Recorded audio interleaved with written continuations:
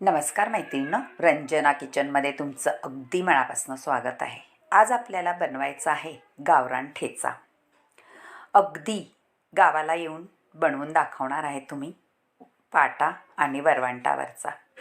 गावाला म्हटलं का चूल आणि वरवंटा पाटा ह्यावरची चवच न्यारी. त्यासाठी मिरच्या घेतलेल्या आहेत स्वच्छ धुवून आणि पाट्यावरती ठेचूनही घ्यायच्या आहेत. ठेचल्यानंतर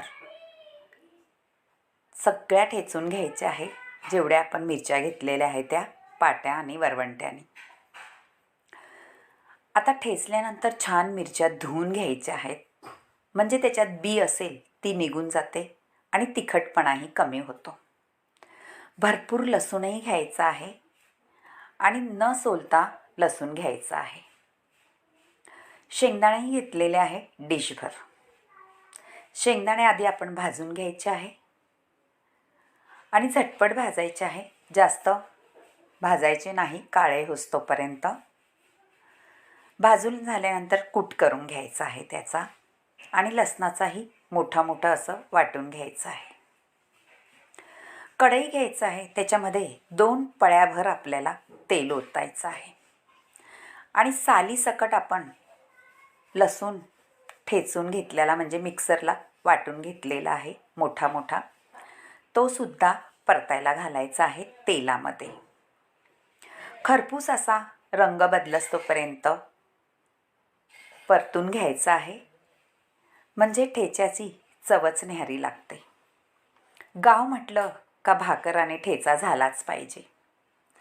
आता लसणामध्येच आपल्याला छान मीठ घालून घ्यायचं आहे, म्हणजे लसणाला मिठाची चव लागते. आणि त्याचबरोबर धुवून घेतलेल्या मिरच्या त्यासुद्धा घालायच्या आहे. पहा मैत्रिणींनो, पाट्यावरती ठेचून घेतलेल्या मिरच्या आधी खळखळून 2 पाण्याने धुवून घ्यायचं आहे आणि नंतरच कढईमध्ये घालायचे आहे लसणासोबत.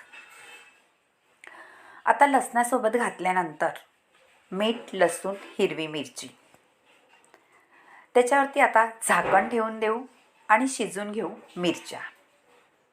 मिरच्या शिजल्या का थोडा त्यांचा तिखटपणा कमी होतो आणि लसणामध्ये छान घोळल्या जातात.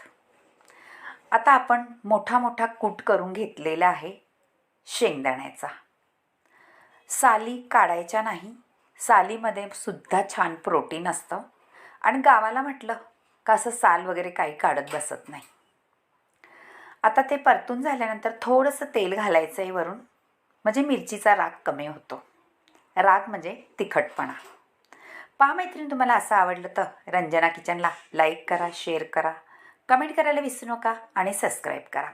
हा ठेचा भाकरीबरोबर किंवा चपातीबरोबर तुम्ही कशाही बरोबर खाऊ शकता. तोंडी लावायलाही खाऊ शकता. बाहेर कुठे गेला प्रवासाला तर नक्कीच घेऊन जाऊ शकता, म्हणजे आपल्या जिभेची चव तर वाढवेल पण 2 चपात्या भाकरी जास्तच खाल. बाय बाय मैत्रिणी, भेटूया पुढच्या रेसिपी.